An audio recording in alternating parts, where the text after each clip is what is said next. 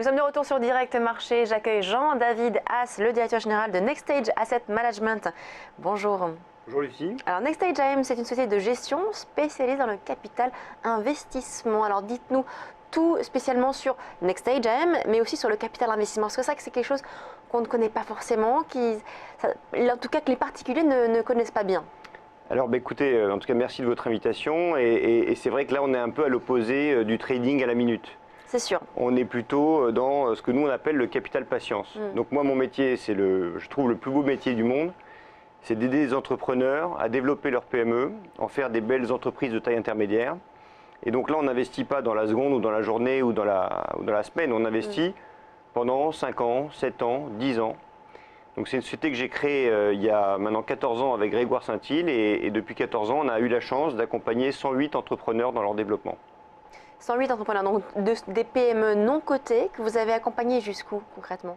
Alors il y a la moitié sont des PME non cotées, mais il y a aussi des PME cotées, parce que souvent on s'aperçoit que les PME cotées, l'entrepreneur n'a pas forcément d'actionnaire de référence et qu'il est assez preneur d'avoir un actionnaire long terme à ses côtés pour l'aider à financer ses développements. Et donc pour répondre à votre question, on a aujourd'hui dans le portefeuille 30 PME non cotées, 30 PME cotées et en moyenne on essaye de les accompagner au minimum 7 ans. D'accord. Quelle est la part que représentent ces PME, par exemple les PME non cotées tout d'abord?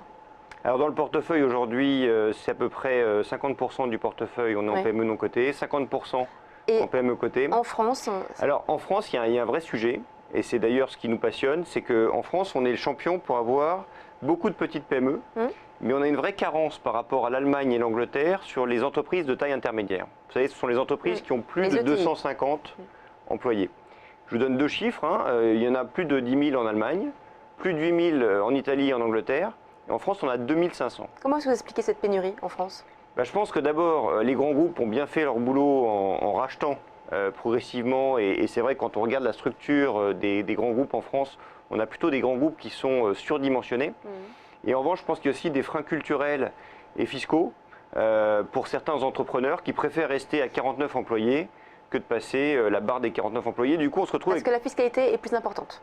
Parce que les contraintes au niveau social notamment sont un peu importantes. Parce qu'aussi en France, il y a un dicton qui est de dire vivons heureux, vivons cachés. Et je pense qu'il y a beaucoup d'entrepreneurs qui sont plus dans cette démarche de petites entreprises pour pas trop s'embêter. Nous, notre métier, c'est vraiment de sélectionner ceux qui ont le potentiel et leur donner le temps et l'argent pour y arriver. Quelle est la part finalement de ces PME qui se transforment en ETI en France? Pas assez. Pas assez, pourquoi? Parce qu'en fait, il manque énormément de capitaux long terme en France. On n'a pas la chance d'avoir, comme certains de nos pays confrères et d'Europe, des fonds de pension qui permettent à ces PME de se développer dans le long terme. Donc nous, on pense qu'en quelque part, on essaye de régler le chaînon manquant du modèle économique français entre la petite et la grande entreprise en construisant ces ETI. Ce qui a trois vertus, c'est que d'abord, c'est souvent les entreprises où les salariés s'épanouissent le plus, parce qu'ils ont des responsabilités, ils ont des moyens également pour faire des choses intéressantes. C'est aussi également à la sortie pour nos investisseurs dans nos fonds des bons, entre guillemets, des bons plans, parce que vous avez, comme il y en a peu, elles sont rares, comme elles sont rares, elles sont chères, et donc il y a des grands groupes qui ont compris que le marché français était quand même un marché intéressant, qui payent assez cher ces sociétés plateformes. Donc une fois qu'on a fait le travail, on a créé de la valeur pour nos clients, pour les entrepreneurs et pour les salariés de l'entreprise. Est-ce que vous estimez qu'aujourd'hui le capital investissement a évolué par rapport aux années précédentes? C'est un marché en construction parce que, en tout cas auprès du grand public, c'est un marché qui a commencé à se créer en 97. Donc quelque part c'est un marché assez jeune si on compare ça par rapport au marché boursier. Et je pense qu'il y a une vraie génération de fonds qui sont en train d'émerger comme des fonds capables de faire le travail. Je pense qu'il va y avoir aussi une sélection parmi les gérants parce que quand on regarde les performances, il y a des écarts types importants et c'est probablement la classe d'actifs où les écarts types sont le plus importants entre les bons gestionnaires et les gestionnaires qui ont plus de difficultés. Et moi je crois beaucoup, et d'ailleurs j'ai des amis qui ont créé également leur société de gestion en 2000-2001 et je pense qu'il y a une nouvelle génération de capitaux développeurs et de capital investisseurs qui est en train d'émerger en France.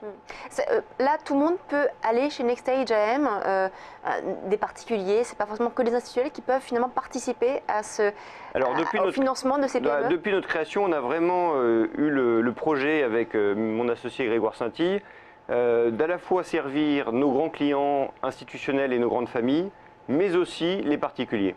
Et les particuliers aujourd'hui ont, via les FCPI et les FIP, puisque ce sont deux gammes qu'on développe maintenant depuis 2002, des moyens d'investir et de se diversifier dans les PME via le capital d'investissement, qu'elles soient non cotées ou cotées, dans une logique de moyen long terme et dans une logique aussi de défiscalisation. C'est l'intérêt principal, ça, pour l'investisseur, la défiscalisation? Alors je pense que c'est le déclencheur, c'est le catalyseur, ça c'est sûr. Nous, on a toujours prôné que c'était la cerise sur le gâteau.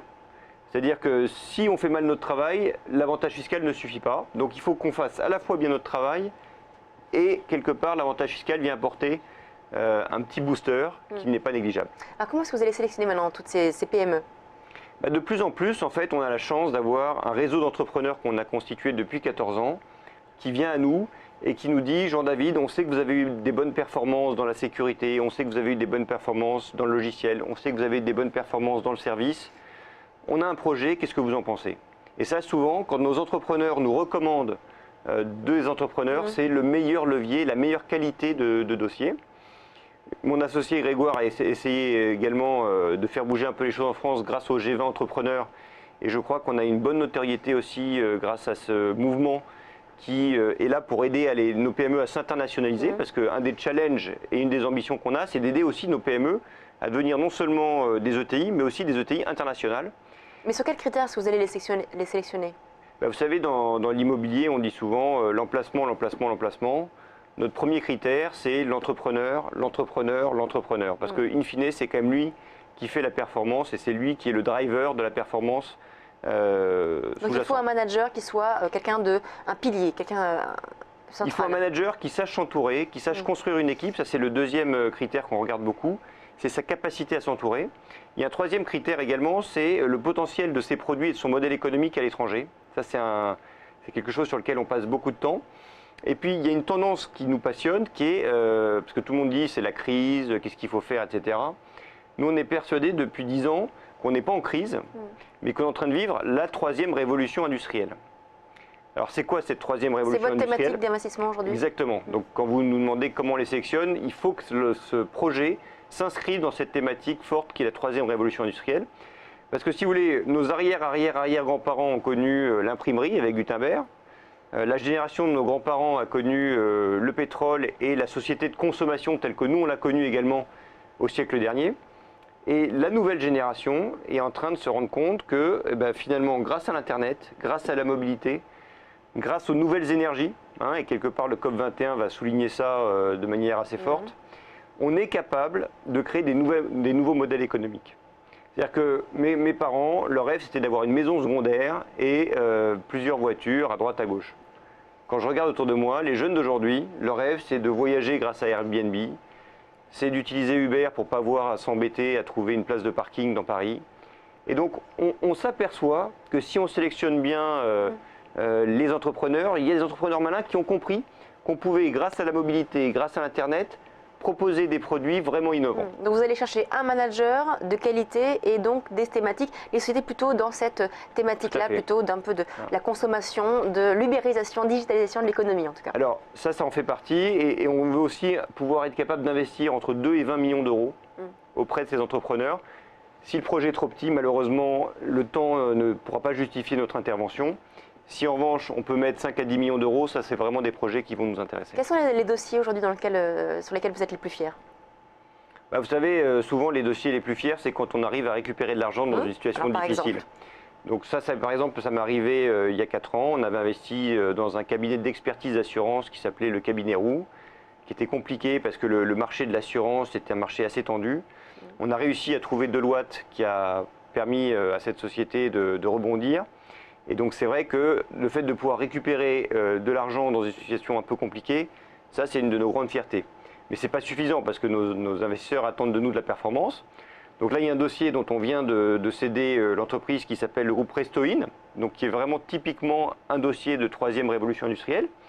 qui est une belle PME qui avait été créée par un jeune couple d'entrepreneurs, Clément Benoît et Pilar Granel, il y a maintenant près de 10 ans, que nous on a accompagné au bout de l'année 2009, donc ça fait maintenant quasiment 7 ans qu'on les a accompagnés, qui est une société qui est passée de 2 à 15 millions d'euros de chiffre d'affaires en 7 ans. Et qu'est-ce qu'ils font? Ils font de la livraison de restaurants à domicile. Et le groupe La Poste a jugé que c'était stratégique pour eux justement de s'intégrer à cette troisième révolution industrielle et donc à racheter le groupe Resto In, nous permettant de réaliser un très beau retour là-dessus. Merci beaucoup Jean-David Haas, le directeur général de Next Stage Asset Management. Merci beaucoup. On passe à la suite de Direct Marché.